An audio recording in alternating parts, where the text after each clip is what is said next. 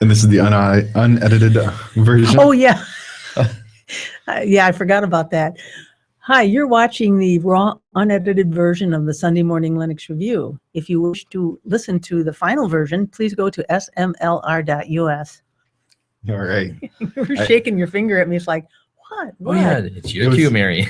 It was my fault because I usually don't play the intro till now. So I'll do that now. Oh. The Sunday Morning Linux Review with Mary Tomich, Tom Lawrence, and Tony Bemis as the Beaver. And this is episode... Uh-oh. I forgot the number. Oh, 189. You can't count it. Can't count that high. That's right. Careful what you search for. Now, there's a little story behind the title of this episode, and it's because, as some of you know, we pull our music, our intro and outro music. Well, no, our outro music from Jamendo, which is a great site for music. Anyway, they recently revamped it to make it tablet friendly, which I really hate because it's just so big, and they don't have the nice little things that the little genre things that I could keywords that I could easily find stuff on. So I just typed in, I thought, well, anybody who looks at their searches is going to see this. So I typed in, "Your site sucks for searching," and I got a list of songs. So, and so anyway, we'll be playing one of those when we close the show today. So it actually isn't that bad of a song, too. No, I was extremely impressed. So I'm thinking that perhaps that's a new trend. I'll just type some random phrase into Jamendo and we'll see what we get. All right. All right. And this is Tony Bemis. Oh, Mary Tomich. And Tom Lawrence. In case you didn't know. All right. Well, let's do our catch up. All right. Well, put some mustard on that, Tony. Yeah, I guess I'll start a little bit. All right. The last few weeks, I've been, my arm's getting better, back to work. He's still making people carry stuff for him, though, just so you know. And I will be for the next almost 2 months. My doctor, actually five more weeks. My doctor said I need to, take it easy. I can't even lift a gallon of milk. And that's about 10 pounds. Can you lift a bottle of beer? I think that's the key piece here. That's actually about the limit I can lift. And then Me Tony, too. and I will say this, Tony did tell me the sad story about trying to do dishes and how it was very difficult for him. So I'm sure that, Tony, I'm sure you could probably stretch that out for a few months. Right. And have your wife do them. Oh, I'm just kidding. So anyway, so good. Well, your arm's slowly on the mend, which is exciting. Yep. And back to work. I'm back to work. And it's a little slow at work. So I was able to work on some of my GA project stuff. Mm-hmm. And speaking of that, that's going to be our fresh looks for the next episode. So I'll dig into that about where I'm at with it and what our goal is and what he's doing. And it's pretty interesting. He shared a little bit with me ahead of time, so we'll talk about that. Yeah. So all right. So what'd you do, Mary? Well, I believe, what did I do? Oh, I think the last episode I was talking about ordering my computer. I still haven't ordered it yet. Oh yeah. The ongoing saga. Yeah, I know, and it's kind of embarrassing, but I tried to get my account name and all that stuff set up to work because I had an existing account, and then I got distracted by other stuff, but I'm not getting the reset emails, so I just get a little frustrated and do something else. And anyway, that's all I'll say about it. But it will eventually get ordered. The other thing I did, and this is not really related to technology exactly, but it's more to, I've been reading up on options as far as an investment vehicle. I finally placed my first real options trade, so I was pretty excited about that. Made money, awesome. That's the important part of that. Yeah, that's very important. It's very important. I know people that said I did some options trades and now I'm broke. Well, it's because you have to know how to do them. Yes, they're usually doctors, because doctors, if they are smart at medicine, must mean they're smart at investing. I think you are very aware. They're also smart on technology. Just ask them. Yeah, I'd much rather have my doctor smart in medicine, but But anyway, so yeah, so I did that a little bit, and then been working on the database. I've been pulling information out of the MySQL database that got built. That's for the previous Fresh Looks episode, the Snyder project. So that's right. So anyway, that's pretty cool. That's pretty much what I can think of. I'm sure if something comes to me later in the show, I'll say, "Oh yeah, and I did this too." What about you, Tom? We did some internal security audits and just tightened everything down inside the company. Didn't really find anything major, but we just kind of went through processes with everybody. So making sure everything. We also consolidated all of our two-factor to only Google Authenticator everywhere. I was using Duo Security, and I like their product. They make a good product, but I said, I just like the Google Authenticator and I like having one thing to do everything. So even on my WordPress sites, which I was using that for, I use Google Authenticator. What is that? One thing to unite them all? Or? One thing to unite them all. And it's pretty cool. It's kind of funny. So digging through the WordPress plugins, and I forgot the name of the one I'm actually using. I'll look it up because it'll come to you. It'll come to me. This is important because one of the other ones got a lot of reviews of how great it works. And then someone posted in there and they were correct. They said, you guys are a bunch of idiots. It'll take any code. And apparently there was a broken piece of code. So any authentication code you put in, it just accepted it somewhere along the lines because the package maintainer wasn't updating it. It broke. Well, it just goes to show how much people pay attention to things these days. Yeah, they're like, every time I put my code in, it works. No, it just works. It's not doing anything. No, the one I did find is nice because it's a username, password, and at the bottom it says Google Authenticator. So I'm guessing it probably thwarts people who go to my WP admin and go, oops, right away they need 3 pieces of information. So maybe it'll ward off some of the attackers from even bothering to try. Because if they can't submit a Google Authenticator code, and there's no way for them to even start getting in there. That was most of the technology stuff that I worked on, other than getting my PF Sense video published on YouTube. So yes, I already got a lot of views and some good feedback on that. And of course, I watched you, last week online. Spoke at the mug, and I'll be at the BSD doing the talk again. And that's right. It's a varied version of it. I'll be doing at PigmanCon. It's partially that and partially some other networking technology we'll be talking about. Cool. So it's pretty cool. Non-technology thing I did, and I don't like doing this, but we went car shopping because it was finally time for my wife to get another car, and we got her a car. So I always buy used. I just can't stomach a sticker price of a new car, so we buy a slightly previously enjoyed vehicle with a few miles on it, and it's like half the price of a new one. Well, and you get some kind of warranty or some kind of something, don't you? Yeah, you can still buy them that are still under warranties. Even a lot of different companies let the warranties carry over between owners. So yeah, and it's literally. Oh, we know we saw it this morning when you pulled up. Yes, and it goes fast. That's why I was driving it today. I still managed to be 10 minutes late. What model is it? It's a Scion, right? Yeah, it's a Scion TC. It's got a 6-speed automatic transmission, which is kind of weird because it shifts so much. But it's got a manual override mode. And it's kind of fun. That is a manual override. What does that mean? It turns into a manual transmission. Yes. Yep. You can shift it like a manual transmission. It's got this. Wow. You put the lever. It's an up-down button, right? Instead of an up-down button, they have what they call a rally ratchet shifter. So you actually click it back and forth to shift the gears. Some of the rally cars have that. It shifts like a motorcycle, actually. So it's kind of with your foot. Yeah, but with your hand. I'm sorry, you said it. I did say it. So it's just. I used to ride. Down, right? Yeah. Yeah. It's pretty. It's a pretty neat system. So it's definitely a fun car. It's got a little green light that tells you if you're economically driving. Oh, I've got one of those too, and it's usually in the yellow, meaning get your foot off the gas, you fool. Yeah, and apparently once you brake about 85, it goes. So. Other than that, you just heard about that, right? You just heard about that. If any police are listening, here in Michigan's only 70 still. They did talk about raising it though. Yeah, I think on rural freeways or something like that. Yeah, it's already a lot faster than on 696. Nobody does 70 on 696. Okay, yeah, that's a kind of a cross. Yeah, across town. Between 696 and Southfield, it's insanely fast. The Ruther Freeway. The Ruther Freeway. Walter P. That's right. All right. Well, that's catches me up. Yeah. Yeah. No big tech projects. I'm trying to get outside a little bit. I got a little sun. I rode my bicycle. It's supposed to be 80 today here in Michigan. 80? Wow. I thought it was 73.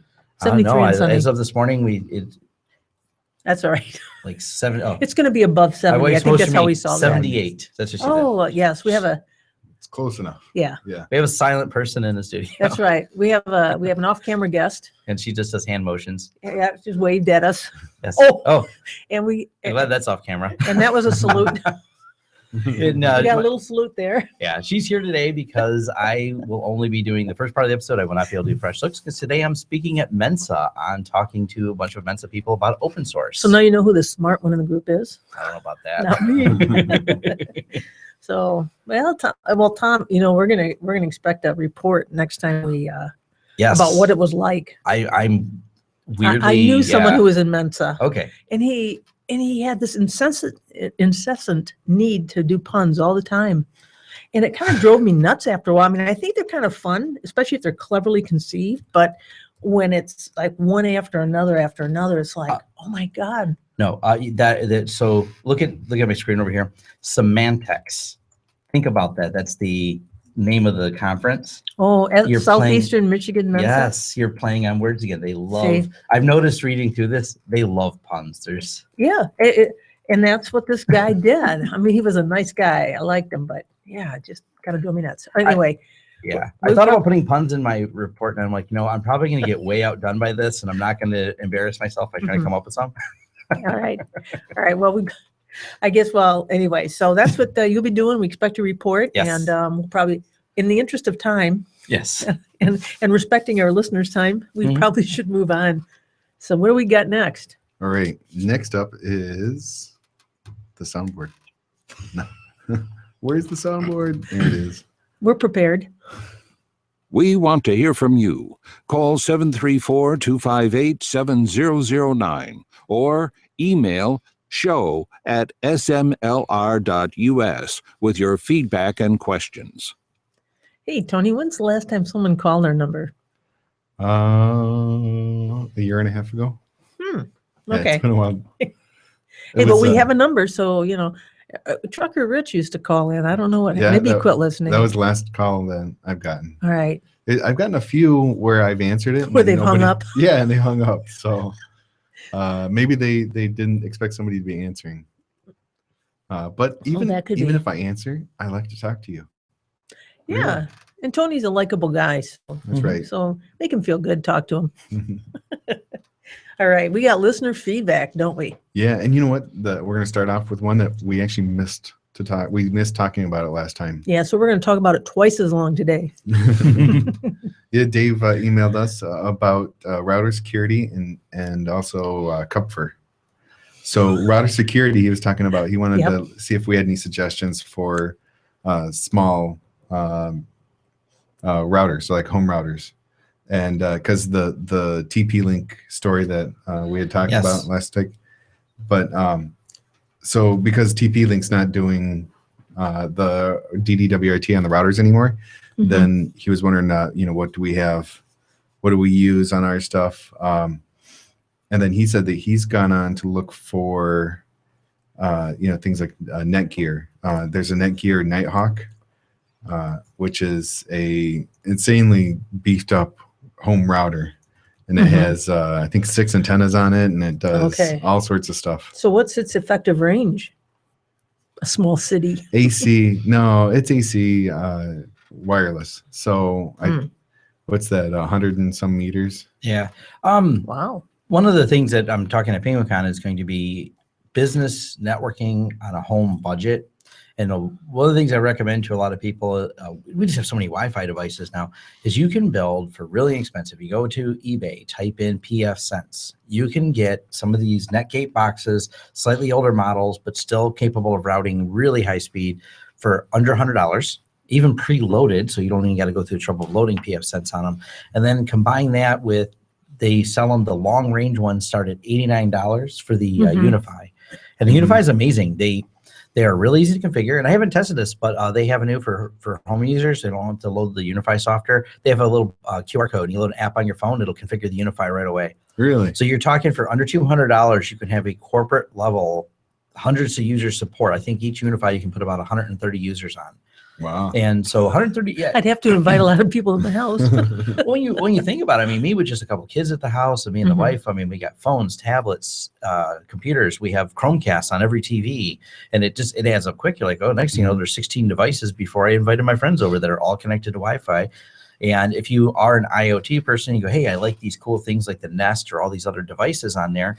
The UniFi supports splitting the network with one device. It'll split a guest network, so you don't have to have Nice. the random Internet of Target devices that are doing unknown things on your network on the same network. It'll split it for you and create a guest network. And all of this is less than $200. I mean, you can put this together for a very reasonable price, about probably the price of that one he was looking at. Yep. In your typical corporate AP that would do similar things is around $800 or $900. Mhm. And if you're going to be running more than a couple, then you have to get a controller too, which is probably 10 grand. And A controller as in domain controller? no, a wireless controller. It controls, okay. all it does is control the APs, the access points. Yeah. And that's Okay. where UniFi is really, really clever. We've done installs where we put like 20 and 30 of them in a school. There's no separate controller. It's a software-based controller that runs on Linux, Mac, or Windows. So we Nice. load the controller software, and I'm going to be putting a really extensive review together next week of the UniFi system. And what it does is it acts as a seamless network with a web interface that you can change all the access points, some of the access points, or by default, it's actually in seamless mode. So you can build, even at your home, buy 2 of these things. They're only $89 a piece, and put them at each end of your house and have incredible Wi-Fi coverage. No, they're on sale on Amazon for $79. Oh, see, Ooh. $10 off. Yeah, and I mean, it's like 4.8 stars. They're that- amazing. Based on 700 customer reviews. So We have probably installed no fewer than 250, 300 of these, and I've had 0 failures. They all come with their own power brick because they're PoE. I've had 1 power brick go bad, and it's funny. The power brick went bad, and we sent them an email saying it went bad. We followed their RMA process, and they didn't respond, which made me kind of mad. 2 days later, after another email to them, like, you haven't responded, it arrived in the mail. Oh. And I'm like, well, they didn't respond, but they sent me a new part, whatever. All right. And they didn't want the old one. So yeah. I can't say enough good things about their product, and they do And make what outdoor ones. software is it running? They have their own custom software, Mm-hmm. and there's some debate in the open source community. Apparently, they violated a couple GPL because they did take and modify it. I think it's a matter of opinion of how they violated. I've never dug into it. I just know some people are like, oh, they're using open source, but they're not following GPL. Oh, hey, so it's a GPL too? Or Yeah. Some Linux. Yeah, they have Custom. a Linux core to Okay. them, but they're really clever for purposes of that. I mean, it's nice because instead of trying to integrate everything into one box poorly, is which a lot of these router companies are getting better at, but it's still cramming everything in one box. In your corporate environment, you have a firewall and you have your access points. They're 2 separate devices, but these make these devices affordable to even use in your home.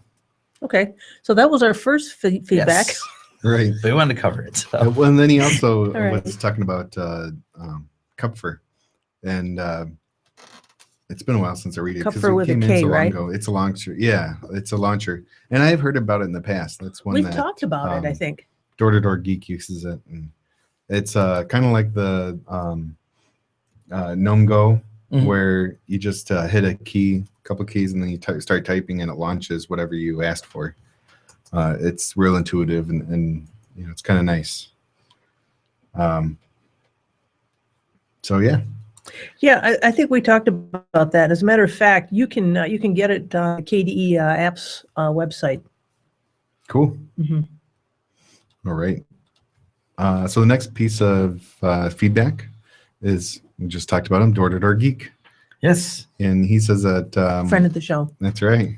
He's been a DB admin for over 20 years with years of experience of doing SQL hacking. So hacking code, so how to get it working. So he said if we need any help, just to let him know. And then thank you very much. Yeah, Yeah. thank you very much. And that reminds me of a joke. A Linux admin walked into a drugstore and said to the pharmacist, epinephrine. And the pharmacist said, sorry, I can't serve that. And he said, pseudo epinephrine. He said, yes, here you go. I read that this morning. I thought, oh, Isn't there an XKCD? I stole it from I someplace. think there's an XKCD comment. It's like, make me a sandwich. And she says no. And he goes, Sudo, make me a sandwich. And she brings it. Oh, and her name was Sue, right? Yeah. All right. Oh, that's funny. And then we got one just the other day from Ira. And Ira called or emailed to say that they were able. I think it's a guy, right? Ira's a guy. Yes, Yeah. yes, Ira is a male. And that he has a municipal software that he's used or knows about, and he sent us over the link to check it out. And that was something one of our discussions a few years ago was about using, why doesn't municipalities use more open software? And Well, I think it's a support issue in some ways, but I think also there's this fear that, hey, we've used Microsoft for years and we've got all this investment and we have all this, and to move away from it, I think there's just some fear there and a fear of loss of compatibility. Yeah, but at the point where the cities need to move forward and say, this is getting kind of long in the tooth. We need to look for something new, and they put out contracts for bids for new software. Then this should be in the considerations. Definitely. And you're talking about maybe the support behind it may not be there. Well, there's companies that all they do is run support for open source software. Okay. So, and what they do is they'll offer a software like this and support for it. Like Red Hat, maybe? Yeah. Well, no. No, I'm just saying there's a lot. I think they need to look at the bigger picture. There's a lot of companies that's their business model is supporting it. Right. But the idea is that, like, say, my company would say, I support the software and I'll come in and install it, configure it, and get it running for you. And then if sometime down the road something breaks and I'm not a coder, then all I do is, I talk to these guys, say, hey, here's a problem. I'll give you some money. Why don't you guys, get on it, get it fixed, I get back to them, to my client, and they pay me to fix it, and then it's good to go. Yeah, and some of my thoughts, and this is something I've got incorporated into my talk I'm doing today, is if the government spends more time developing open source and then shares it, because all the cities cookie cutter across the nation have a similar function. They provide collecting taxes, collecting water bill, providing forms for whatever permitting processes they have, and this is just a easy thing. It's like, why are you paying every city acting as if we're inventing it? We need to go research what water software we should use. No, this should be standardized across all of it. It's, and I think with open source, I also like that we're seeing more and more open source policy talk, and we're seeing the White House get on GitHub. We're seeing the US in general get on GitHub, and they're using it for more than just software, using it for policy discussion. So I love to see this. They're seeing and hearing the feedback from the community. Go open source. This makes sense. Our tax dollars fund it. Why not publish it back out there? That's right. Makes sense to me. And think of the user base. How many different people work for the government? I don't want to count. It'll depress me. A lot. I think there are a lot. How many of them can we automate? Well, there you go. Because if the idea of the government is not to operate as a business, but to serve the people. Well, if we made software serve the people, wouldn't life get easier? Right. Yes. So I'm looking at that webpage that he sent over to us, and it looks pretty interesting. It's actually a list of different programs that cities are using, and one of them is like the water usage in Australia. Another one is a georeference for information of quality of air, and so it's definitely, open source stuff is out there. Improve My City is another program. On top of Drupal and Civi CRM and other things that are, commonly known. So it's really neat. And was there anything else you guys saw? I think that's it. I'm sure that if we did miss one, we'll give it priority treatment next episode. Mary, didn't you have one that you had to go through and do some yes, some work on it? Actually, yes. We had well, what was it, Tony? It was actually it was written in a foreign language. Yeah. So I saw it and I thought it was spam, so I just deleted it. But Mary actually tried to read it. I did. So what I did is I opened it or I translated it because I just thought, well, it looks like spam, but I'm going to just double check to make sure. And so, yes, it was the Air's Korean drama. It expressed the shift change, such as the future, turn to the side to shoot, to gravure. It was found that the DNA of Hayami had been taken over by the Ariyasu. What? I believe what was parsed out are various DVD movies, and there are little synopsis of these movies. So I think what happens is it just parses this out because there's a little mention of a DVD and Blu-ray at the end, but it's not coherent. It's just kind of a random. Not coherent. Yes.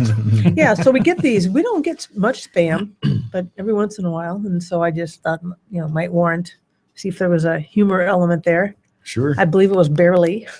So we'll move on. Oh, one more quick listener feedback is the best bash command they thought would be DD. I don't know if you've seen that. For Windows, we talked about because we were bashing on Windows last week. Oh yeah. Oh yeah.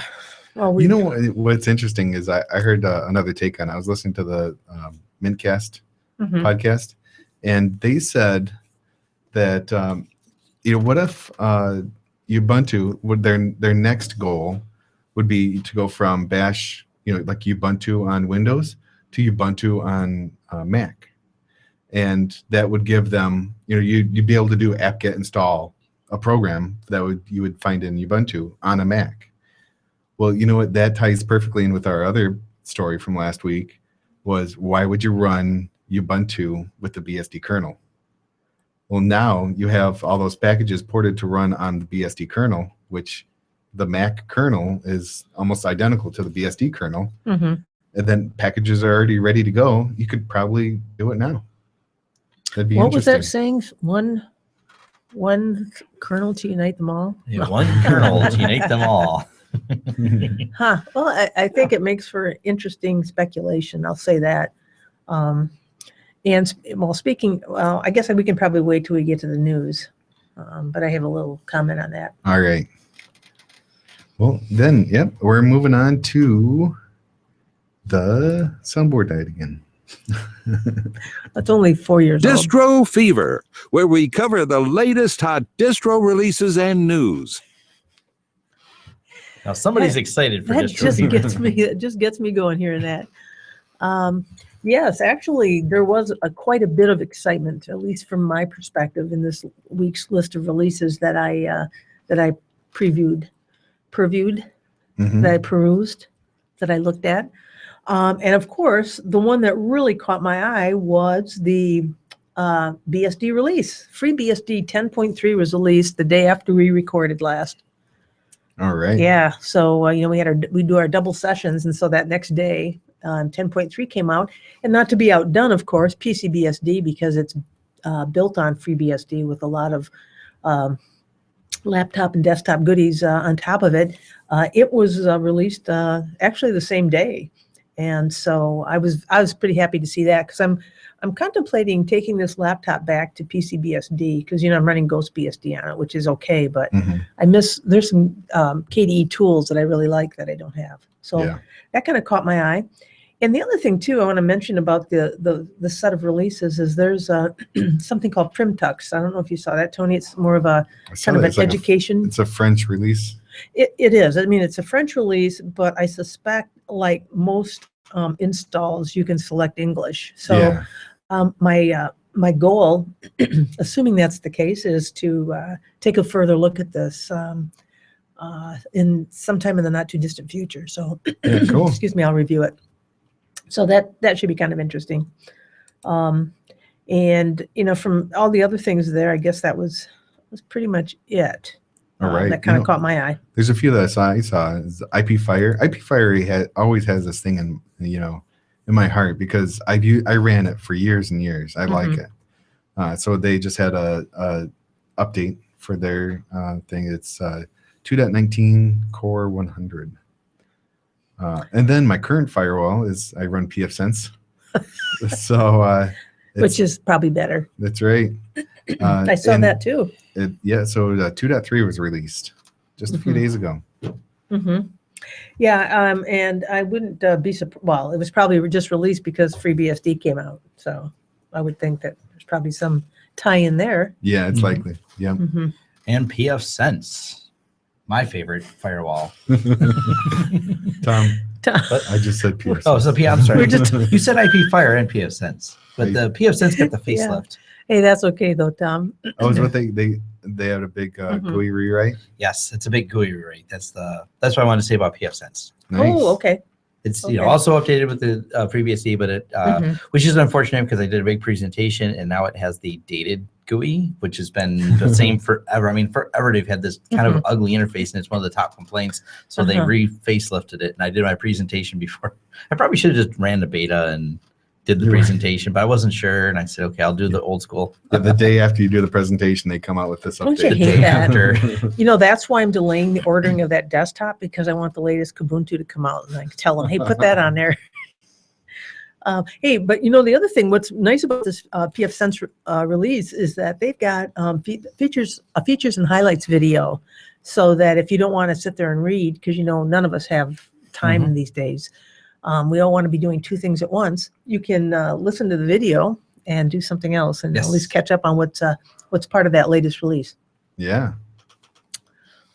All right. Oh, I'm looking at screenshots. It does look nice. Yeah, I've already updated all of my systems and all my client systems to it. The update goes extremely well, as always with PF Sense. Nice. It's another boring update. I mean, I'll do it remotely. I'm not afraid. Yeah. I'm fearless. I'm reckless. You know, just click it, because I mean, I've gone. Some of these have been started at version 2.1 to 2.2, now to 2.3, and all the sub releases in between. And knock on wood, 0 of them have crashed. All right. So. Yeah, they've got 24 images here of their new interface. If you want to go to the website and take a look. Yeah, I was looking through them. That's nice. Yeah. Cool. Excellent. All right. So we are going on to Tech news and views. Yes. All right. So what'd you guys find? Well, this one I came across this this past weekend, and actually it's a little dated, but I don't know. I don't think it really got a lot of play, and it had to do with there was apparently a guy, and actually the EFF, and I have to renew my membership because it's going to expire at the end of the month. But you know, they came to the aid of this small business who had put this.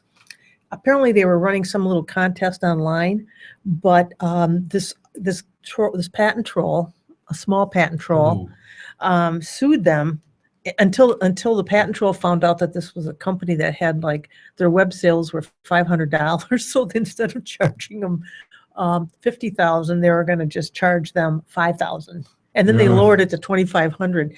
But anyway, to make a long story short, what happened is that the case, when the EFF got involved, the guy dropped his case. This troll dropped his case because the EFF was saying that just merely uploading photos and putting them into a category and voting on them is not patentable. Yeah. And so, you know, well, So we he see dropped the this case, kind. so his patent wouldn't Yes. be claimed invalid. Yes, and so and then he could slink off and try to do it to somebody else. Right. So what the EFF then did is they filed in court to have him reimburse them for their legal fees, and I think it's about $29,000. Yeah. Nice. Nice. Yeah, so I saw that, and I think that was like late March, early April. But I wanted to make a quick mention of that one, and then another one I saw. I didn't realize this, and maybe you guys are aware of it, but you know, there's a venture, kind of a venture, not venture capital arm of the CIA, but there's a kind of a venture group that gets involved in various new, not investments, but that's what kind of came to mind when I read this article. It's called InQtel. I don't know. You ever heard of it? Anyway, what they're doing now, it's kind of an venture capital area. The CIA is investing, and I got this from The Intercept, which I really like to read because they come up with some pretty interesting and in-depth articles on, you know, security and privacy and those kinds of topics. But anyway, the CIA is investing in firms that mine your tweets and Instagram photos. So I thought to myself, well, I should be safe because I don't really use Instagram and I rarely tweet. Yeah. Although I do have a Twitter account.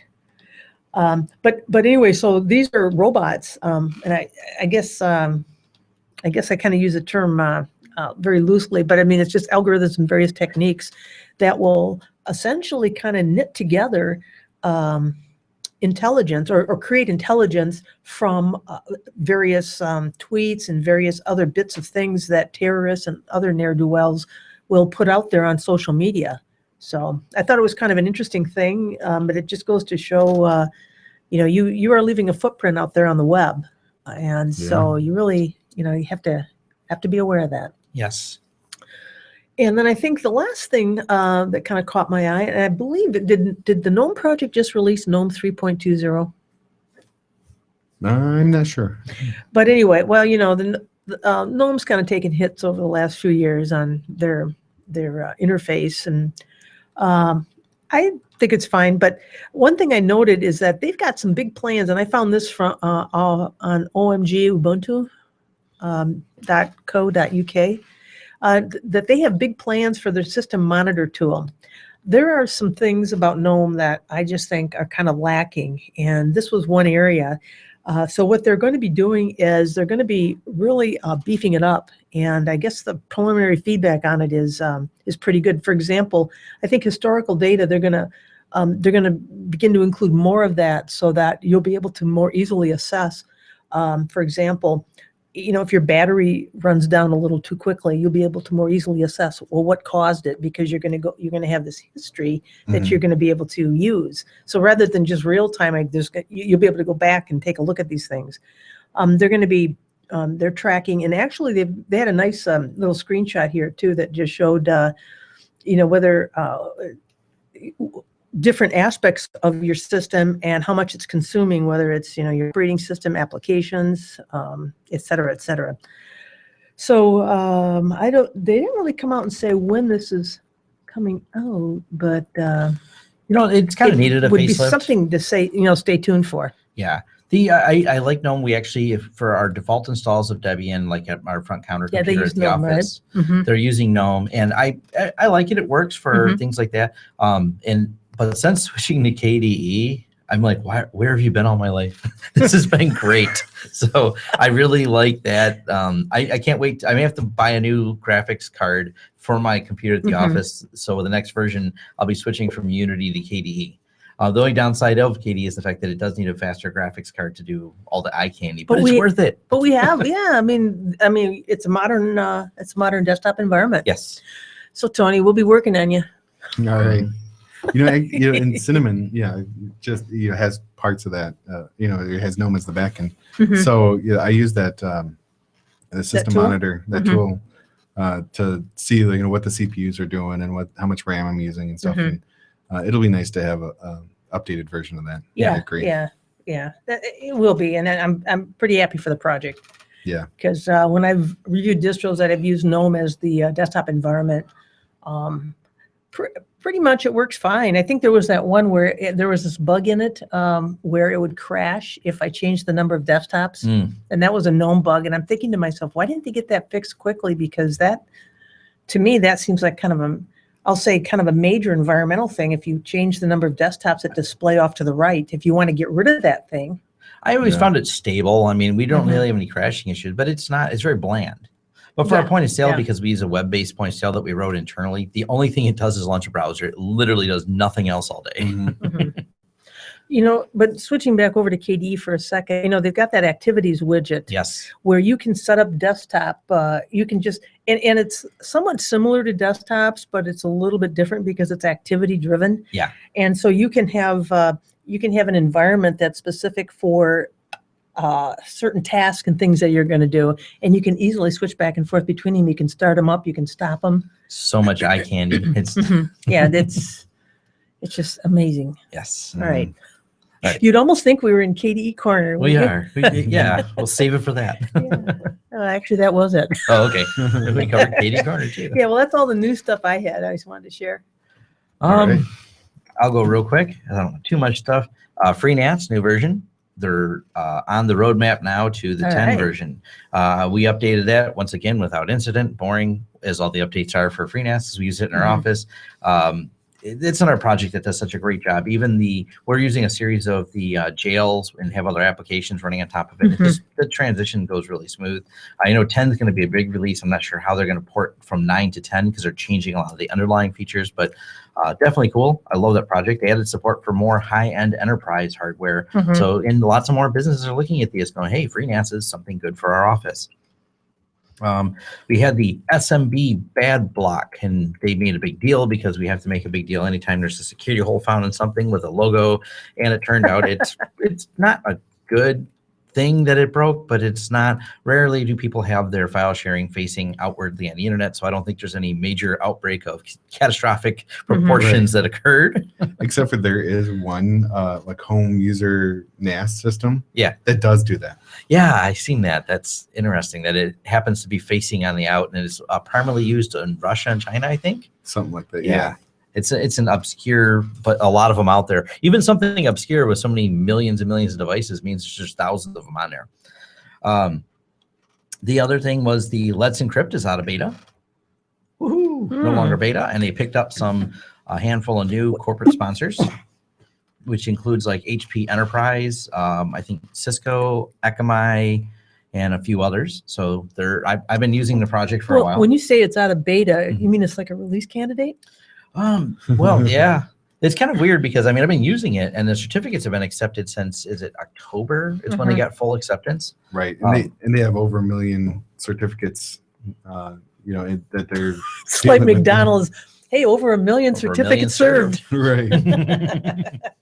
Yeah, I'm loving the project. Would you like a burger with that? It's nice just to, we have things encrypted that we didn't need to have encrypted, but it was nice to throw them in there. It's like, because I don't have to worry about it. It's got an automated certificate update that updates every 90 days. It's automated. Now we can encrypt everything, even stuff that you'd go, it's just a read-only site, but why not encrypt it? And that's what we did.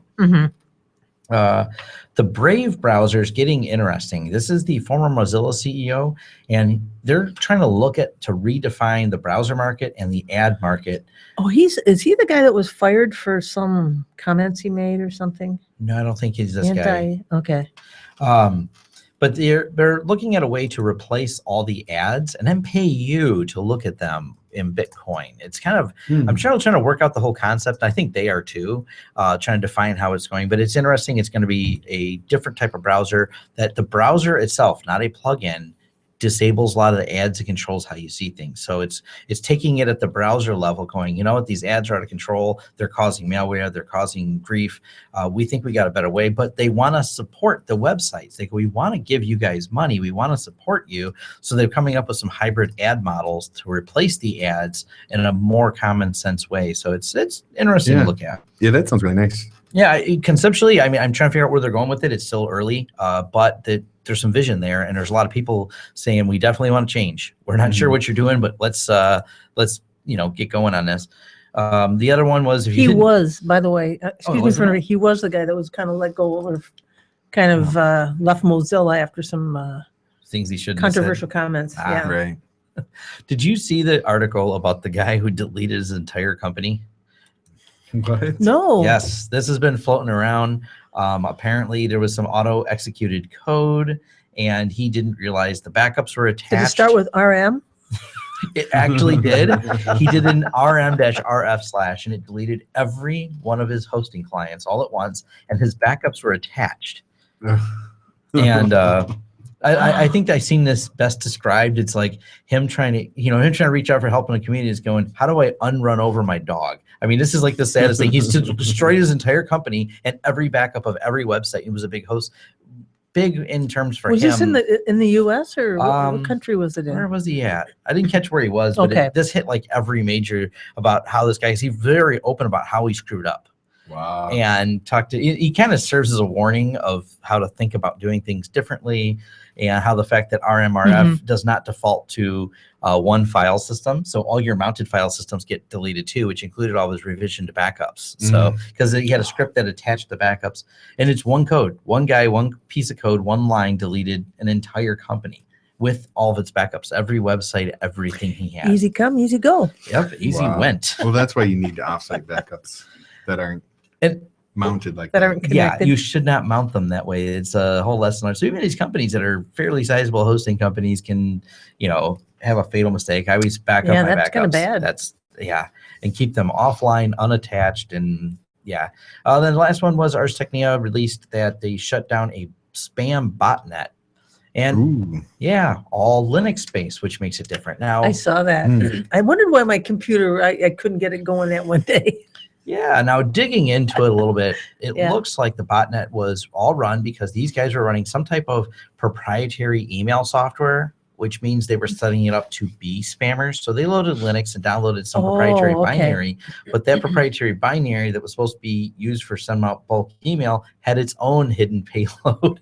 Oh my God. So Wow. bad guys that were using Linux to do something bad also got pwned by other bad guys who slipped something in. I think that's kind of how that story went. So I wish that Ars Technica gave a lot more Just desserts. details. Yeah, it was some type of it wasn't that. But I mean, admittedly, I've had to clean up websites that were sending out spam a few times. We just took over a client that was doing that because of outdated versions of WordPress, Joomla. So it does happen. It's not that because Linux is Linux, it's automatically secure. It's often in the plugins and the things like WordPress or Joomla. If you don't keep those patched and up to date, you have holes in your system. And unfortunately, people make websites and they forget about it and they think it'll be there forever, just like it is, until they find that Yep. hole in it and an exploit. So Right. keep everything patched. That's at least one lesson. And don't run some weird binary and try and spam. Just give up on that. It doesn't get through anyways, except for this Japanese one that we read on our show. So that's Right. what I got for the news. All right. Well, I found a few things. Number one is, and where'd it go? Oh no, did I close? I think I closed the. Talk quietly amongst yourselves. Oh no! Here it is. Take a break. Lifehacker.com. They have an article that Amazon has an official guide for building your own Alexa device with a Raspberry Pi. So a few weeks ago we talked about the GitHub project where you could build a device like the Amazon Echo, and it would. What is the Echo? It's What is the it's Echo? a voice activated. Echo. It's a voice activated search thing where it'll search for okay. things, It's or like Siri. run your Siri for Siri, for but Mac, better. or OK Google for All right. Android and stuff. Well, this one now, Amazon has made it where you can hook into their APIs for Alexa, which is the Echo voice character. Did you say Alexa? Yeah. Alexa. So if we say it Wasn't- more, it's going to wasn't- run everybody's. Wasn't Alexa? Didn't that used to be kind of a adware kind of company or something? Oh, the Alexia. Or is that what it is? Yeah, it there just was reminds me. There was I wonder if it was I think related. they're gone. No, Okay. I don't think they're related. Okay. Oh, no, yeah, no. It's just the conspiracy Just conspiracy. theory in me coming out. Right. But you can, with the Raspberry Pi, Mhm. a USB microphone and a little push button. Like, I think if you have a computer monitor and a mouse, you can run it from that, or you can build in like a push button, on a GPIO, where you push it to start and you start talking to it, and then you push it to stop, and it'll hit Amazon. It'll do the search, whatever. And it has hooks into home automation stuff for ordering stuff from Amazon, for listening to your podcasts, for all sorts of stuff. It's pretty I'm cool. ordering from that. Right. Yeah. Well, it kind of reminds me, we talked a little bit before, is the Mycroft project, which is an open Yeah. source version. Yeah, that was it. Mycroft. So Oh, I've those are- heard of that. Yeah, the Mycroft's pretty neat. The Yeah, Alexa, so Mycroft is the open source version, and this is the uses the closed Amazon version. an example of how the Alexia works is if you have an Amazon Prime account and you regularly order, let's say, toilet paper, Mhm. if you just say, Alexia, How regularly? yeah, regularly. If you say, okay, Alexa, order toilet paper, it'll look at your last order and reorder that same one for you and just ship it. So that's kind of some of the things that they've built into it. So if you have something like, I like these snack bars, I can just tell it to reorder those same snack bars and it'll just do it. Yep. And then 3 days later, you get it in the mail. Yes, 2 days. I got Prime. Oh, yeah. I'm sorry. I'm not. I don't know. Just certain things I'll take care of myself. I have snacks on subscription. All right. It just arrives to my office and it's wonderful. That would be very dangerous for me. It's dangerous for us. It's Oh, I went to the doctor and I weighed 10 pounds less than I did last fall. Ooh. Hey. So That was You do another not thing I have- did. that's See, I be- told you later I'd think of something. That's because you don't have snacks on subscription. That's more than likely. No, what I snack on now are those little cherry tomatoes, Oh, those are good. you know, or little grape tomato, whatever they are. Yes. I actually had grape tomatoes and grapes at home, but yeah, so I'm trying to snack more healthy. Yeah, that's good. Of course, you're not checking on how successful I've been, so that's good too. All right. Another one, we were talking about routers a few minutes ago. I Mhm. found the ARS guide to building your own Linux router from scratch.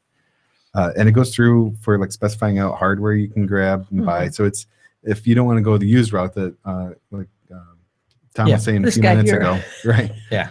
That you can go through, and it's basically a mini ITX motherboard in this tiny little case. It actually looks pretty cool. It looks like a router.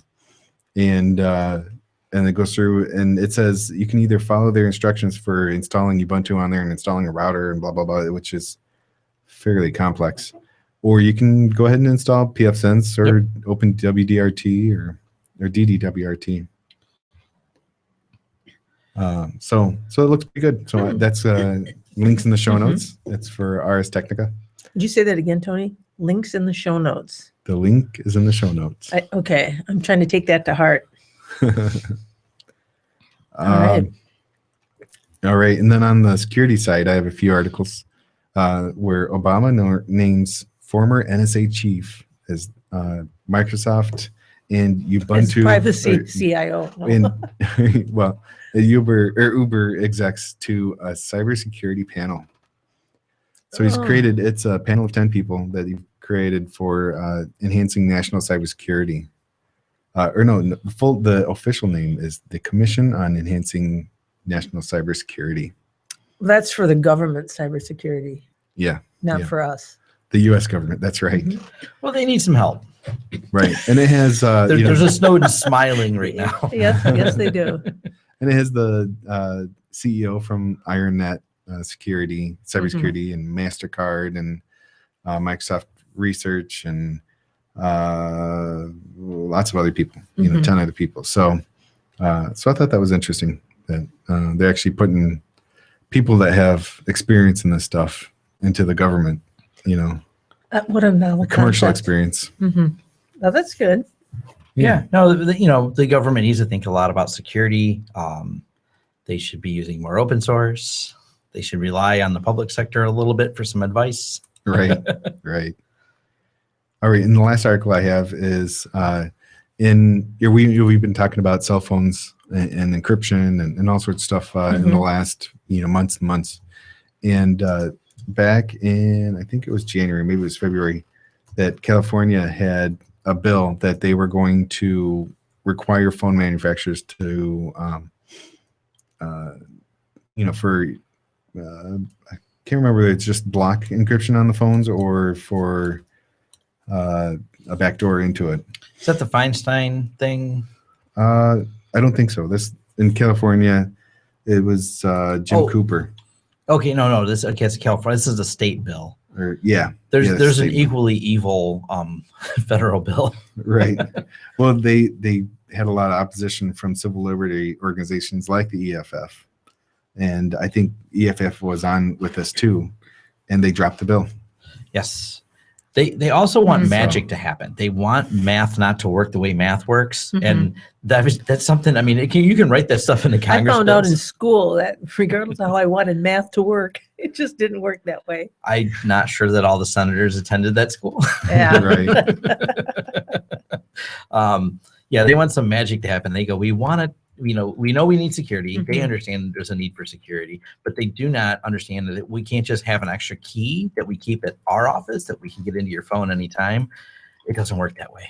Exactly. Huh.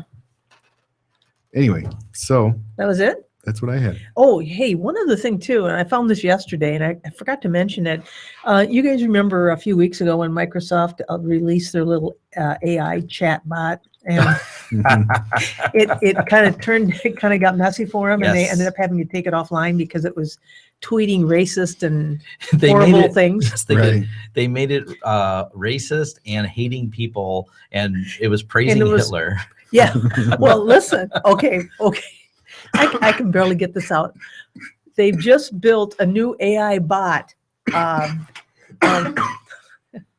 Sorry. Pardon us why Tony hacks along out in the corner. Anyway, this is from CNN Money, and they said Microsoft is trying to avoid another PR disaster with its new AI bot. So what they've done, apparently this latest program can describe what it sees in photos, except if the photo is Hitler. No. And then it just ignores it. And I put this in my Google Plus stream because I thought immediately of that Sergeant Schultz. Remember Tony, this was before your time, well, both of you probably. There was a show called Hogan's Heroes. And there was this old fat German Nazi sergeant called Sergeant Schultz, and Yes. he'd say, "I see nothing." Anyway, it reminded me of that old Sergeant Schultz line, "I see nothing." Yeah. You know, but so the new AI bot is ignoring any Hitler photos. I saw that and it deserved a mention. So I had tweeted Tay, which is the Microsoft Twitter bot, and Tay was tweeting back and forth for me that I'm getting upgrades because I missed the opportunity to tell it things. But it was funny. There's actually a little incident that occurred. Someone internally at Microsoft did this because they turned Tay off to say, all right, it's really bad PR. They turned Tay back on by accident is what they said. And it immediately went nuts again, like tweeting out all kinds of evil and hate. Wow. And it was funny because people screenshotted it real quick. There was articles on the news, like everyone was excited because there was all the people watching it. Like, oh, cool, Microsoft fixed it. They turned it back on. Oh no, that was completely by accident. It's spewing racist stuff. Yeah, I mean, and for anybody who maybe didn't catch that, it would say things like Hitler was right. Yes. I mean, Oh, just geez. horrible things like that. So that's why when this new AI bot came out and it ignores all Hitler pictures. Just Oh my type in God. hashtag Tay tweets and Twitter, and as long Okay. NSFW would put that in, and yes. All right. Yeah. All right. All right. Well, we got to cut the session a little short Yep. here. Yeah, because Tom.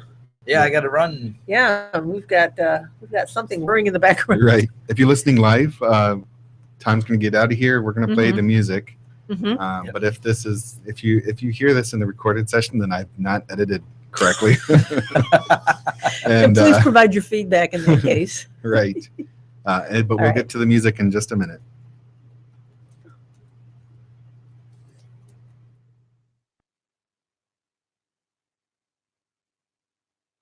Why don't we do our outro right now? Oh, Yeah. that's a good idea. Yeah. All right. So you've been listening to the Sunday Morning Linux Review. This was episode 189. Careful what you search for. This is Tony Bemis. Mary Tomich. And Tom Lawrence. See you next time. Whew.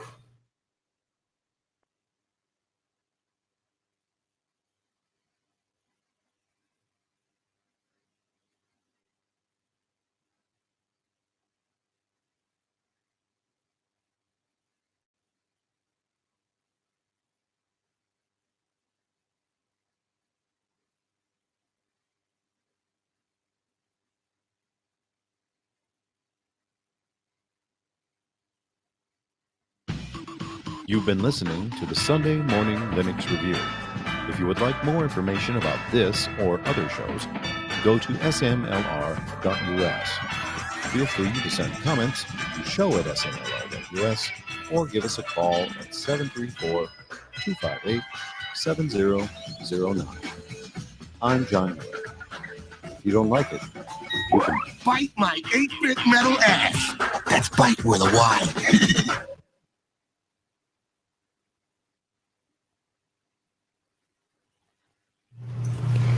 All right. And so we're going to do the music. The music for this week, actually, Mary had found for us. Through that crazy Jamendo search I did. Right. And it's called something. No, what is it called? Searching for Your Own's Trail. Tail. Tail. Oh, Your Own's Tail. Oh, there you go.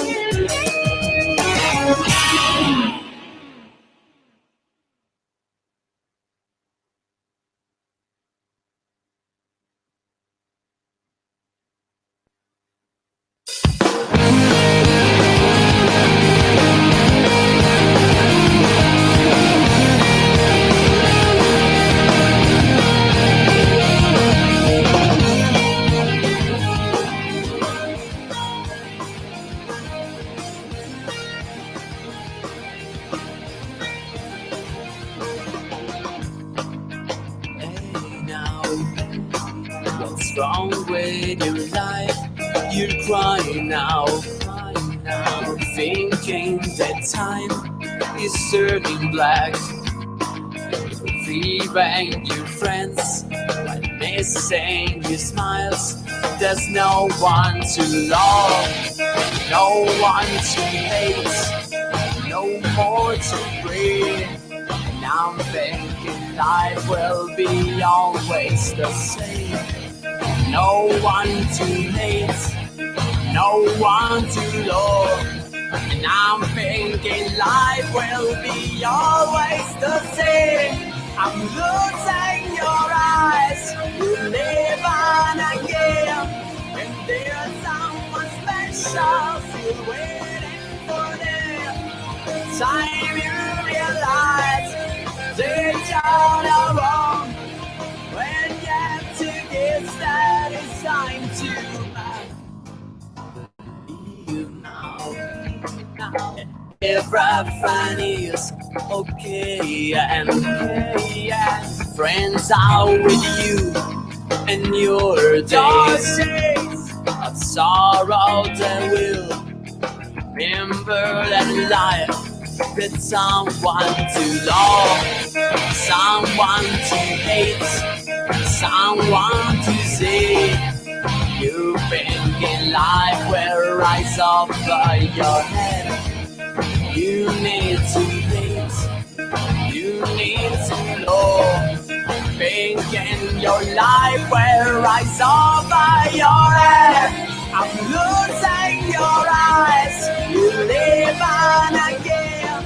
And there's someone special still waiting for them. Time you realize that you're alone. When you have to get you will be alone again.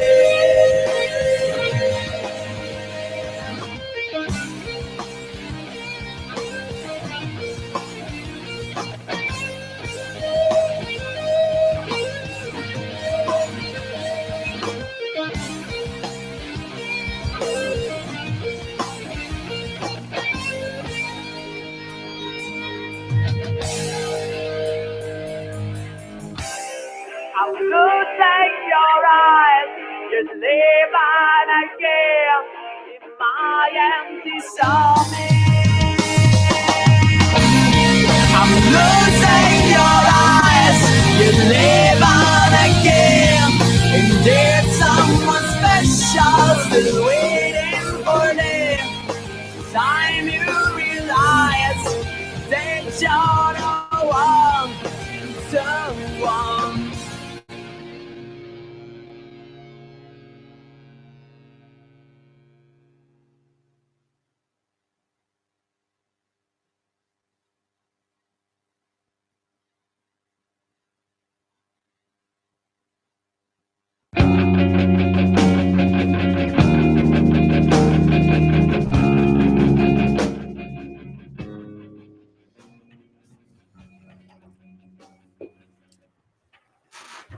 All right. Okay. So we're moving on Hey, to our any second recording. YouTubers who we're still sitting in, Right. get ready to move on to our second one. Let me make sure. Yeah. We're We- still what are we going to broadcasting do live. about this? Are we just going to let it sit and We can do it now or whenever. Nah, well, No? we could, I guess.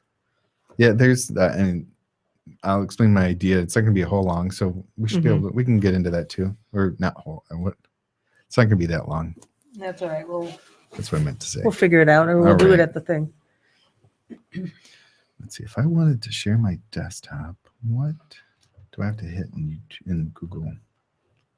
You have to do it through Hangout? Yeah, I think that's running. That's screen share. That's fine. Okay. That's it. All right. All right. The IRC chat's kind of quiet today. Is it? Yeah. Oh, I haven't even get in there. Oh, no wonder why. It's because you're not in there, Mary. Shame on me.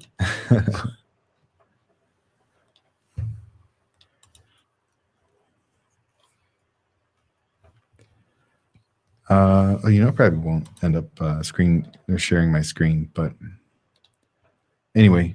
All right. So I think we are ready to start. So,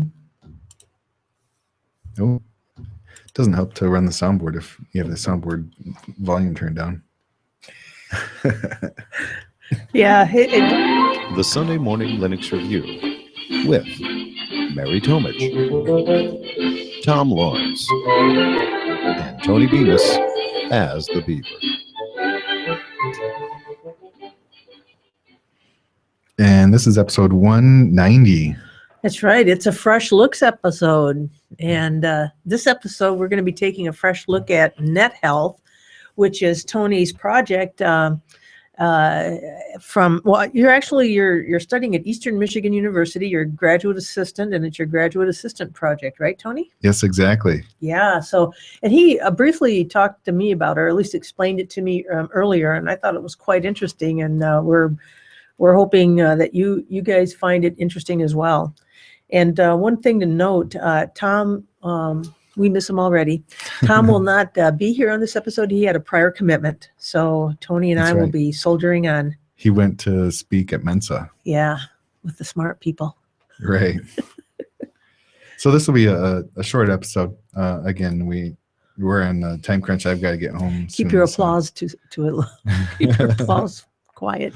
That's right. All right. All right. So Net Health. So there's a project that my professor, his name's Sean Che, and his idea was that the problem with a lot of these internet attacks is it's hard to find the source, to go out and find who's causing these attacks or who's doing the attack. And it's hard to find it because they tend to obfuscate their origin through various mechanisms, through Tor, through various. Exactly. Yeah. Okay. Either through Tor or through just messing with the TCP packets that saying they're actually coming from somewhere else and whatnot. Mm-hmm. And so the idea is to try to get some kind of feel of what's happening in the local area of the internets and The report back. internets. Right. So the idea is, and so our project specifically is to find what I deemed or what I coined as the net health, or like the network health of that local internet area. So what we have to do is we have to have a node out there in the internet somewhere and find out what's happening local to it. I know I'm being repetitive, but it just trying to helps the show last longer. Right. That's what I found. So what I found a couple things that that would help us find that info. So one is traceroute would give us some of that info, but one of the problems was if we were doing traceroute, we want to know what's local, the problems are happening. So we want to know, it'd be best to find a node local, in that geographic area that can that we'd be able to respond to. So to script that out is kind of a hard thing to do. So what we ended up using is speedtest.net. So that also gives us, internet bandwidth speeds and latency. And the speedtest.net automatically grabs the local server. So it's not always hitting one server. It's not, because we want to find out what the internet Now that's you the know, server that's closest to the request. to the request, right? Okay. So what I did is I've created a couple scripts, and it's one script is to, if I have a set of hosts that I can send it to, I just give it, a list of hosts, and it copies out, it sends the, Now these are hosts that you've already collected and you've got in a file, and it just feeds it in, and exactly. okay. And I'll explain how I found the nodes, Yeah, that was the hosts that we're using. Mhm. I'll explain that in a few minutes. So one script is to deploy this application, or really it's a script, but we call it an application. Mhm. And then the second script is the actual application. In the first half of it, it goes through and does some checks. And is the scripts in the right place? Is the log folders in the right place? Mhm. And if not, then it creates them. And then You said this was a bash script. yeah, it's a bash script. Okay. And then there's a Python script that does the command line version of speedtest.net. Right. And it goes through, so it downloads the Python script. So whatever the latest version of it is, it downloads it and then is ready to go. And the second half is it actually, it runs the Python script. I have it read into 3 variables, which is latency, bandwidth, or upload and download. Okay. And then takes those 3 and reports it back to my server. Cool. And then I have a database backend, MySQL. It's actually I was just going to ask. I knew it would be MySQL. Actually, it's MariaDB. I was just going to say, or MariaDB. Yeah. Which it's binary compatible. Yeah, It uses the same commands. So actually, some of those MariaDB, when you take a look at it, it says MySQL in there. Yeah. So it's pretty funny. Right. And then it reports back to my server. So I had to find a way that I could script from Bash a way to securely push data across the internet to my server without having to do a whole lot of back-end work, or without having to set up SSH keys for each individual host to be able to connect into my server and blah, blah, blah. So what I did is I'm using wget to send those 3 variables to a form. And actually there's 2 more. There's a host name, a password, and then the 3 variables, the 3 that it pulled from NetHealth. And it posts to a form on my webpage.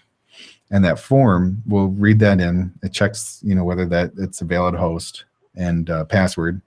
And then it pushes it into the database. And then good to go. I always like that. And then you're good to go. Right. So often my projects end like that. Man, I'm good to go. Right.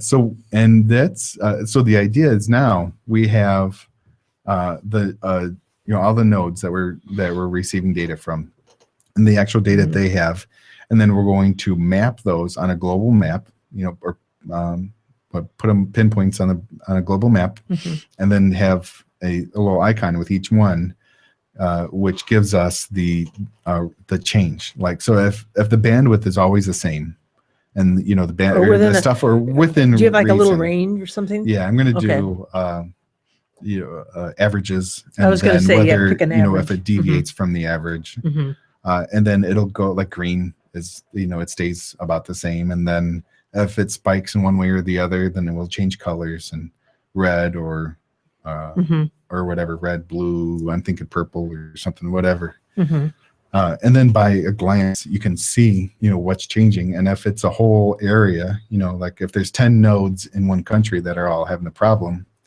then it's possible something in that area is happening. So then you can dig into each of those nodes and see what they're reporting back. And then we go from there. Then that gives us data, of where to go to if we're going to start investigating. And so it's going to generate, or at least it's going to give you some clues about what's happening there. So what kind? I mean, so what kinds of things would might you find there? Might you expect to find there then? So you could either find out that the internet in that area or in the It's just country down? is having problems, right? Oh, okay. Or it would be, if somebody is using too much bandwidth or using, and too much is Kind of relative, I yeah, guess. it's a relative term. But it goes back to the if they're average, I being would think. malicious, Mhm. right? But if somebody in their area is being malicious and using up, bandwidth that's attacking somebody else, then that would give you, a place to start at. Okay. So these nodes, the webpage I have has one page is you can register your own node. And so the webpage, I haven't talked about it. It's called, Hey, it might help. right, it's nethealth.emish.edu. NetHealth. Yeah. Dot. EMICH.edu. Okay, I've typed it in. And so it brings up a webpage.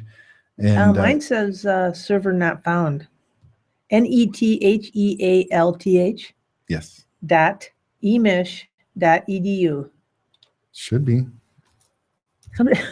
Somebody attacked your site and took it down. It's working for me. Did you type something in one? I don't know. That's okay, Tony. I mean, see, it says nethealth.emish.edu. Server not found. Try again. Maybe I'm down completely. Yeah. Although I've got I'll pull up a console. Go back. Let me look it over. All right. NETHEALTH. LTH. .emish.edu. Huh. Yeah, I don't know what's going on. I don't know either. Story of my life. All right. So anyway, those of you who are able to get to the site, Tony, why don't you just tell them what excitement and things they'll see? Right. So it gives a little bit of info about like the homepage, a little splash thing that gives us, a one-liner of what we're about, and then, news items and stuff that are on here. And it's all static HTML right now. I just needed something to throw up there to be able to get this going. And there's a register node page where you can go in. And one of the important things with registering nodes is we need the node name or the host name, and then the location. So there's I need latitude, longitude. And I built in a Google Maps picker on there. So if you choose, you can type in your address and search for your address, and then it'll bring up and it'll give latitude and longitude at the bottom. And then whenever you hit add node, it grabs that info, and then it creates what I call an auth code. Okay. And then it reports it back to you. So and that the host name, auth code, data creation, latitude, longitude is all pushed into the database at that point. And then that's what it uses for whenever you start running the script on your own host. Okay. And it reports back. It verifies against it. Okay. And I was just going to say, I think the issue as far as internet access is definitely on my end because I can't get out to anything. I just completed an update and I'm just wondering if I need to reboot something. yeah, So, probably. Yeah, that's probably it. So, okay. Right. So what you're looking at, so if you're going to nethealth.emish.edu right now, what you're looking at is an old version because I'm working on a dev site right now. So I've got things running and working right now from our testing development area. It's just I'm not ready to push it into the main website yet until I know I have some security features put in there. So you're not attacked. Right, exactly. Done in by the people that you're right. And then there's a node status page where that you can, if you want to manually type it in, you can go in and you put the node name, or your host name, what you registered with, the auth code that was given to you, and then the bandwidth, update, the upload and the up, down, and latency. Okay. And you hit add status, and then it shoves it into the database. And then the idea is it will then give us, and then you can click on the next link would be to see the map, or you can click on to, see your submissions. And what we need to do going forward is to have it, I need to build out that map. I was in the middle of mapping it, and it just wasn't working for me. Okay. But what I need to do is we need to figure out how to run some kind of analytics on it, doing the averages and doing the, what's the change and the deltas. So that's where I need to work with somebody that knows more about it. And you'll just kind of, then you'll end up creating these nice graphic reports, or at least some nice graphs and things that show that. Yep. Okay.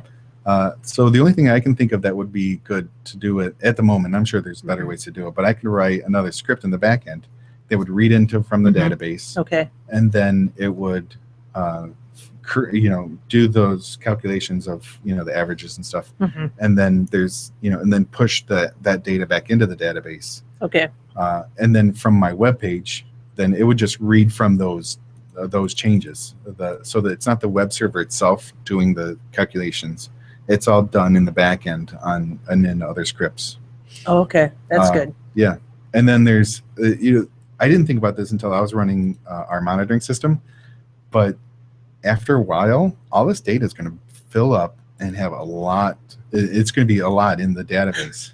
Yes. So what we need to do is have data retention policies. So we need to figure out how long we actually need this data, and how can we strip down some of the data that we don't need, or do we need to keep the actual reports, or can we just, over time, can we just keep the changes, the deltas? So that'll be another script that'll run in the background. Say you go back, so long, and then start deleting data off. So we don't need, this and that and this and that, so that the database won't fill up. It would seem to me that the data most likely to be removed then, is that data that stays within thresholds, and so anything that's an anomaly, or that maybe the system's detected a spike outside that range, then that gets held onto. So if you've got to go back and look at it, you can. Right. And to give you an idea of how much data it's pulling in at the moment, I have 75 nodes in our test environment, and over 3 days. I went there now. After that update, I rebooted, and I'm good to go. All right. But over 3 days, I have 45,000, almost 46,000 records already. Wow. And so, say I want to be able to have this scalable out to, 1,000 or 10,000. Did you put this on Google devices. Plus? No, I haven't yet. No, because I talked to my instructor about doing that or open sourcing it, and he says he wants to have a working version of it before we start doing that. Oh, I see. Just about registering. Right. Yeah, he wants to have a working version before we release it. I won't put it out there then. Yeah, but we will in the, or maybe if you, what I'll do is I'll post the link on Google Plus, and then I'll share it out. Keep an eye on it. It's not a working version yet, but soon. I would say by the end of May, we should have a working version. Okay. And I put it out so far. It's 6 weeks from now, because it's just me, really. I'm the only one working on this right now, and like my professor said, he wants to have it. He doesn't want it public yet, on GitHub or something, until we have a working version. Sure. So so everyone, do not go to that site. No, you can go to the site, but like I said, it's not working. I have a dev site that I'm working off of right now. Okay. I like this part here. The latest happening of net health. Planning is happening. Design is happening. That's great. That's one of the things that I'm like, well, I need something in there, so I'll just a little placeholder, throw it together, right? Yeah, a little humor there is kind of fun. Yeah. Well, at the time when I was spending 4 or 5 hours a week on it, I couldn't spend 4 hours just on one page or just on a set of web pages. Sure. Otherwise, it'd be 2 weeks before I get back to actually working on the application. So anyway, so what I'm moving over to now is, or what I want to talk about is these test nodes that we're using. So there's a system out there called Planet Lab, and that's planet-lab.org. I should. I'll probably post that in the. And then planet-lab.org. Planet Lab is it's a global system that That supports the universities- development of new network services. Okay, That's right. I read it right off the site. Yeah.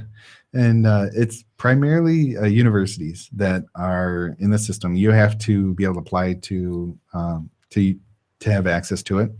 And then you also have to submit back to it, not submit, but contribute back to the project. And one of the requirements for contributing back is you have to run your own nodes, Planet Lab nodes. And what it does is it's basically, this is before Docker. They had built the system out. So the current version, it runs on Fedora 8, which is a really old version of Fedora. Indeed. Did you know, now you may not have gone out to this area, but Planet Lab is actually is supported in part by the National Science Foundation and also by DARPA. They've got a contract number that is applicable to their involvement. Nice. Yeah. So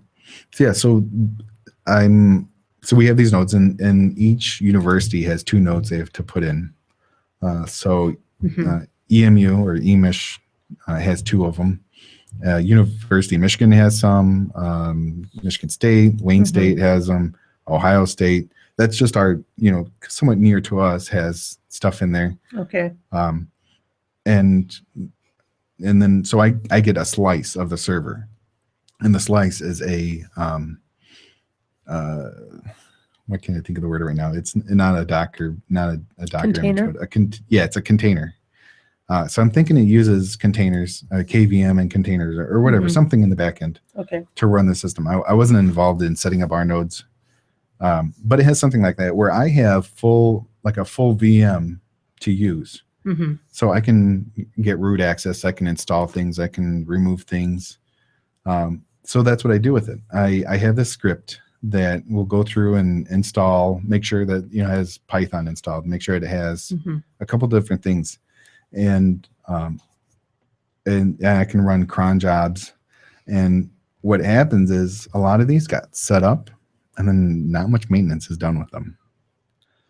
So the problem I'm having is I say, I go to Planet Lab and say, I need nodes for this. I need as many as you'll give me. So they say, okay, here's 1,200 nodes. So I have 1,200 devices that I can use. Well, the problem is not all of them is turned on. There's some reason or another that it's not in boot status. Okay. So I need to find out, what ones are booted. So there's another Python script that'll tell me, what ones are booted and shove it into a file for me. Okay. And then the problem is that either when my slice was created or something happened, my SSH key wasn't pushed to some of those nodes. Oh. So out of the 1,200, 600 are booted. Out of the 600, some sort of issue is I cannot connect to it. Either it's down at the moment, maybe they're doing maintenance, maybe they're doing something. Sure. Or my SSH key wasn't happening, or Playing, they've got whatever. Steam running, don't have enough cycles for you. Right. And I get, and I can't connect. So out of that 600, 160. Are you telling me you're going to end up with like 4? Right. Pretty close. Well, 160 of them is usable. Oh. So my deploy script. So just to back up just a little bit, you were handed 1,200. Right. And you end up with 160. So it's Usable. it's about 12%. Pretty, Something like that. Wow. Yeah. Okay. Yeah, I think even less than that. Yeah, but, probably. So it's we were hoping for more, And maybe Mhm. some of those problems with connecting might have been something with my script. So that's why I've been digging into seeing what's causing these. And it's just a lot to go through to figure out what's causing the problems. Mhm. But most of them I saw was either, even though it's in boot status, I still can't connect to it. Like I can't ping it or I can't Mhm. SSH to it. And whether it's either timed out when I try to SSH into it or whether my key isn't put in there Mhm. or what the problem is. Yeah. But so I have 160 nodes. Out of the 160, So we're still in a reduction phase. exactly. Okay. Out of 160, only 75 are reporting back. So that's something that I have control over. Do you have is there a critical mass? In other words, where if you're doing some kind of statistical sampling, there's sort of a threshold where it's you'll be what's considered statistically valid. Do you have something similar? I'm sure we haven't gone that far with it. Or yet. you're just okay, Right. Gotcha. I mean, I'm thinking 10 per a country or 10 per An area. an area. Mm-hmm. And an area is, I don't know, 100 miles square or something. Okay. So if I could have 1 per 10 miles, that'd be awesome. Mm-hmm. That would give us really granular data. It would. But what we're actually getting, and it's global nodes that I'm connecting to. Mm-hmm. And if you go on to the Planet Lab website, there's a little map on there that maps out where all these nodes are at. So I'm not sure. There's a lot The nodes in the they've US. given A lot to you, or just the nodes in general? No, that's just nodes in general. Okay. So there's a lot in the US and there's a lot in Europe, Mm-hmm. and then it's kind of sporadically throughout the rest of the globe. And it's kind of cool when I was deploying these apps. I'm watching the host names go by. Mm-hmm. And I'm connecting to Japan, and I'm connecting to Australia, and I'm connecting to Mm-hmm. places all over the world, and it's kind of cool that I have access to all these nodes, Yeah, these that is hosts cool. out there. But so to be able to map them, I need longitude and latitude. Sure. So that's what in my deploy script I made it so that it will it'll find I give it a host name. And then it kind of And- pings to find out what its lat and long is and send that Yeah. back to you? Yeah, except for it's not ping. It's, Yeah, that's a bad term to use in this case. right. But no, there's a service. There's a website service, and I got to look up what it is real quick. Is it that But NTAT or what is it? It's like the time service, maybe? no, it's not. Not the time service. No, but, it's not a time service. But I understand what you're saying. Yeah, no, but it's really cool where it'll do. Hang on. Mm-hmm. But it grabs the longitude and latitude of an IP address. Okay. So I have to first parse out the IP address. So I use dig okay. to get the IP address, and then I say, go to the service, which is Mhm. it's a wget or a curl, Okay. and then I Mhm. say, the output of that curl, is the latitude and longitude, and then I put that all into the post or the Okay. wget post Yeah. to register it. So my deploy script actually registers to the website, and then the website responds back with the auth code, and then I grab that off, and then I shove that into the script, Uh-huh. and then copy the script to the node, and then on its first run, it goes through and does these checks, and it has to install things and grab the Python script, and it installs a cron tab and stuff. And one problem I had is cron tab wasn't running. So at first, Kinda out of tough to run 160, I had cron jobs. 15. Yeah. So I had to find out why it wasn't running, and so there's an extra command I have to Do push you in get to get it to do work. you get extra credit from your class for that kind of stuff you have to do? All that extra stuff? No. Uh-uh. It's GA, Okay. which is graduate assistant. So this is officially it's Mhm. my professor's project, and he So gets that means assistants to help him with it. He's getting all the credit. You're doing all the work. Pretty much. I know how that works. Yeah. Well, he's doing the paper. He's doing. Okay. And once we have a working version, he's going to submit for a grant to be able to get money. Oh. Once we have money, then we can get more, have like a server farm to run this and to get more people working on it to get a better version of it running. And, but he needs to have basic data Sure. to be able to prove that, this idea does work, have a working concept, a proof of concept. So that's what I'm working on. Oh, wow. That sounds pretty interesting. Yeah. It's an opportunity not to lose, but to use all the skills that, you've amassed over. Right. Yeah. So since I'm not able to, or I'm not allowed to put it on GitHub, so folks, that's why when the podcast is not posted quickly, Tony's been working on this. Yeah, I have been. Yeah. So. Or surgery. Oh yeah. That's right too. Yeah, that too. Right. No, but because I'm not allowed to put this onto GitHub or something like that yet, I still need help. Yeah, I need, like I was saying, the backend scripts for or some way to be able to create analytics and then to display it on a web page. I need help with that. So if you are interested in helping me, email me, tony@smlr.us, and we can connect together. And I do have a place I can share out the files I'm using. And I can share it out to you and we can collaborate, and then I'll throw your name on the project list. On one of the pages I have who's about us and who's helping, and Lua. Yeah. Friend of the show, Lua. Yep. I contacted him this week, and he helped me with some of the bash scripts. Nice. He said he's going to try to make it to PenguCon. Oh yeah, so that would be nice to see him. I told him I'll buy him a lunch when he's there. Yeah.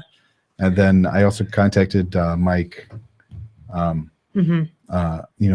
Mike Ward from Wayne State. Okay. And he said that he'll look at some of my PHP that I hacked together. I know all about hacking together PHP. Right. But no, I can use some more help. So if anybody is, and just to make sure I understand, when you're, the help that you're asking for, you've got these big files that has this information in it, and you want to kind of parse out and then drop it into, or have it kind of parsed out and then placed into some kind of system or program or something else that will graphically depict what you've got. Yeah, well, it all has to be web-based. And but I needed to be able to connect to the database, read the data off the database, and then either do calculations on it and then report back, or to display on the web page. And it's things like I want to be able to have a list of the nodes. You click on the node, it'll give us a list of what it reported back, and then it'll give us the analytics on that list. Like what's the average, what's the change, and blah blah blah. And what's the last 5-minute report? What's the last day? What's the last month of reports? And where do you plan on that? Where do you foresee those kinds of calculations being done after the data is pulled out of the database? Is that the best place to do that, or? I'm not sure. That's what I was wondering. Whether is it better to do the analytics on the back end in a script and have it just running all the time in the back end, and have it just shove it into the database, saying with this node, here is the analytics on it. And then the web page that will display it, all it'll have to do is do a query and display. Well, we know a database guy who might have the answer to that. Right. So that's my question that I'm really looking for help for. Is it better to have backend scripts to do that analytics, or is it better just to have it done on the fly in PHP or Node.js or whatever? I'm not a programmer, so I don't know the best way to do this. But we know somebody knows, and That's hopefully right. they're listening and can shed some light on it. Yeah. And then you'll be part of our feedback section of the show. Yeah, and I can even. We promise not to forget about you. It would be fun is to have in the fall or midsummer in the fall have a feedback session, and everybody that helped be able to get on the show with us, and we can all talk about it. Oh yeah, that would be good. That would be fun. Tony, get on that, would you? Yeah. All right. Huh. Well, all right. Well, that's definitely a fresh look at something kind of brand new and cool that you're working on. Yeah. So I guess what else we got? Were we gonna, we were supposed to unbox this on our last episode, the Google glasses. Oh yeah. And actually, you know what I did while you were talking? I will admit to doing a little bit here. What I did is I successfully paired my Google Cardboard that I installed on my phone to these glasses that haven't yet to be opened. And now I'm supposed to place my phone into my C1 glass viewer. All right, let's open it up and Shall we do it? And get that. Yeah. All right. So those of you who are watching on YouTube, you're going to watch me rip this thing.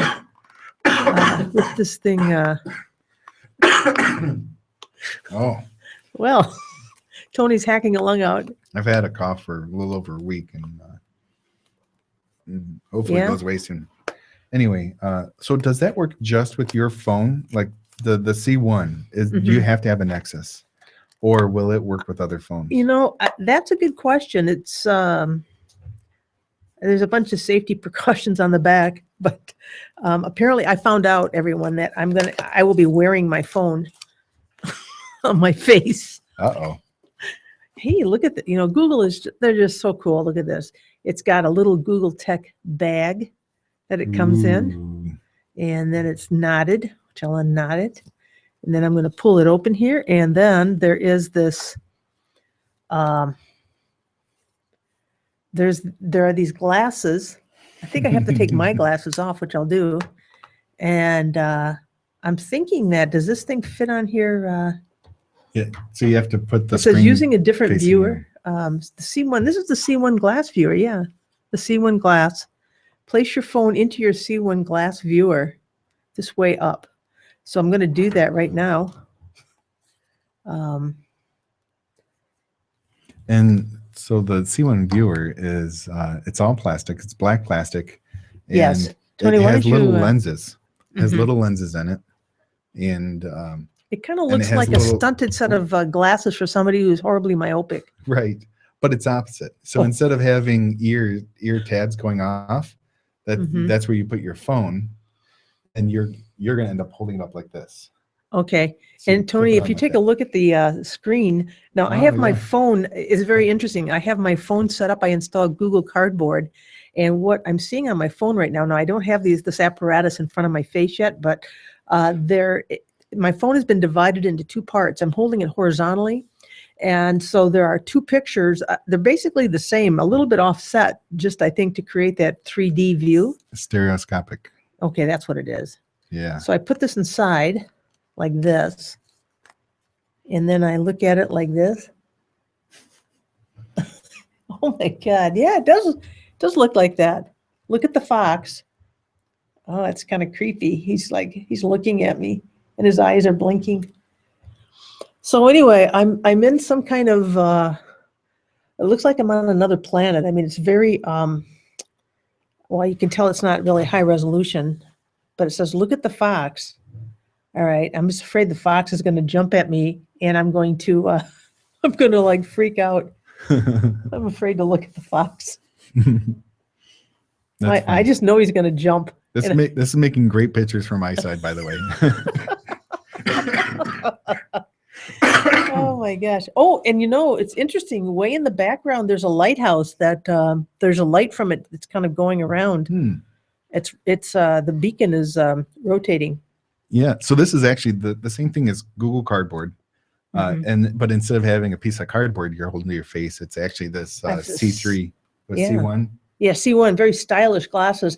And by the way, I got these online. Do you mind if I try? I don't mind at all, Tony. I'm going to pass you the device. Anyway, I got them online for, I think, $14.99, something like that. So it's really pretty reasonable. Oh, yeah. Yeah, Tony, I'd take a picture of you, except my phone is in the device. So I can't do that. Something. But anyways, Look down. oh, have you? Do you see your feet? Oh, no. Where's the Once- fox? No, it says to hit a button or something. So yeah, I don't know what I'm supposed to do next with it, but anyway, so Tony's got him on, and he's now looking at the wall. That is pretty cool. It is. It just kind of rotates around. It's using that sensing. Look at the fox. Yeah, I'm looking. Oh, well. Yeah. So it uses the camera to sense what's going on in the background, and then it reports back to the software what angle you're looking at. Yeah, and I don't think it's using the camera. I think it's just using.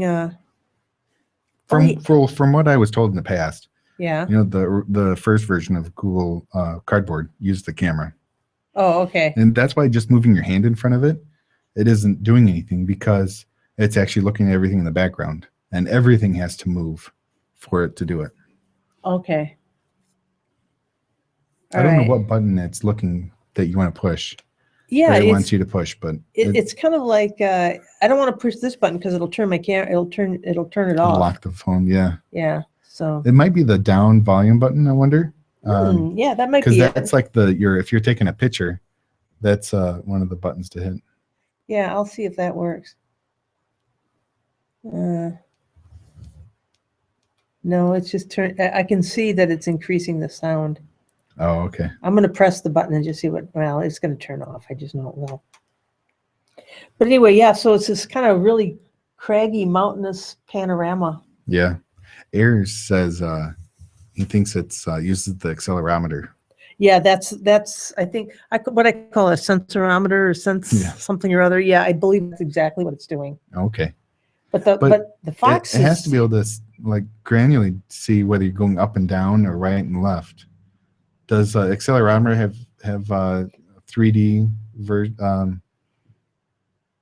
You know, I don't know. Yeah, it is. It's every time I'm focused on the fox's face, there's this little indicator up here that maybe the only button I have. I'm gonna try this and see what happens here. Oh, it turned it off.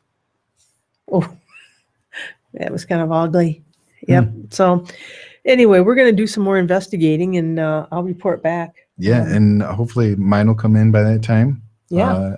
I was going to order it on air, but we don't have time right now to do it. Yeah. But I'll hopefully have a set, and Mary will have hers, and if you come see us at PenguinCon, then we'll have them available, and we can play around with them. What we need to do is look up other Google Cardboard pictures and stuff to use. Because I've seen, the one I saw at Ohio Linux Fest they were using was an actual landscape that like you're walking around in a field.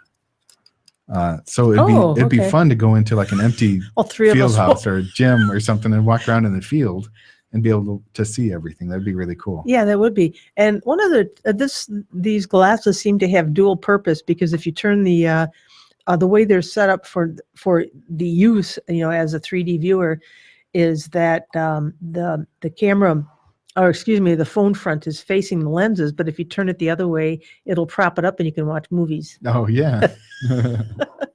It's a stand too. Yeah, it's like a stand. All right, well there we have it. So yeah, we had fresh looks on Tony's Net Health project, and then we had the unboxing of the C1 glass, the immersive VR experience for everyone from Google Tech, that is. Yeah. This is such a lovely bag. That's pretty cool. All right. So you've been listening to the Sunday Morning Linux Review. This was episode 190. Yeah, fresh looks, and you just heard what those fresh looks were. That's right. This is Tony Bemis and Mary Tomich. See you at PenguinCon. Yeah, that's right. Next broadcast will be from PenguinCon. Yep, we'll be broadcasting live at 8 a.m. It might actually be 8:30 by the time we get everything set up. But so you can, if you're at PenguinCon, come see us. Yes. Like I said, the suite is actually in a hotel, and it's a hotel room. Yeah, we won't be. I don't know the room number yet. Meeting room like we were before. So if you want to come and see us, but you don't want to pay admission for PenguinCon, you can still come and see us. Yeah. That you don't have to have a PenguinCon badge or a con badge to be able to get in to see us. And just look, like usually they posted by the elevators, the different room parties. Look for one that says Podcast Detroit, and that's the room we'll be in. Cool. I'll look for it. Yeah. All right. Well, thanks, everyone. Yep. And here we go.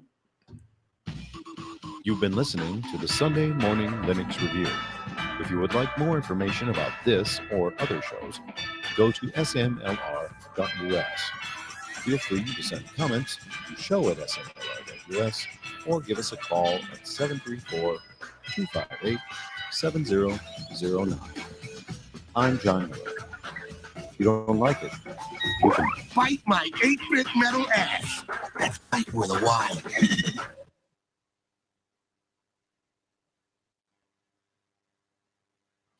All right. Goodbye, everybody in YouTube bye, land. Oh, Mary, Thank now you. you can talk. Oh, bye everyone. Thank you.